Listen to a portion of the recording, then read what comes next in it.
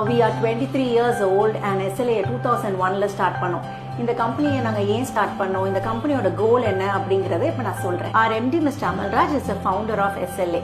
அவர் ஒரு சின்ன கிராமத்துல பிறந்து ரொம்ப கஷ்டப்பட்டு படிச்ச ஒரு ஃபர்ஸ்ட் ஜெனரேஷன் கிராஜுவேட். 25 இயர்ஸ் LNTல ஒர்க் பண்ண இவங்க கிராமத்திலேயே பிறந்த நிறைய பேர் படிக்க முடியாம வேலை வாய்ப்பு இல்லாம இருக்கிறாங்க அப்படிங்கறனால சிங்கப்பூர் கவர்மெண்டோட 2001லயே டைப் பண்ணி அவங்களுக்கு தேவையான ட்ரைனிங்கையும் கொடுத்து அவங்கள சிங்கப்பூர்லயே பிளேஸ் பண்ணாங்க. அப்பதான் he found that படிக்காதவங்களுக்கு தான் வேலை வாய்ப்பு இல்லை அப்படிங்கறதுல படிச்சவங்களும் இங்க நிறைய பேருக்கு வேலை வாய்ப்பு இல்லை அப்படிங்கறத அவங்க புரிஞ்சுக்கிட்டாங்க. அப்ப he identified an issue.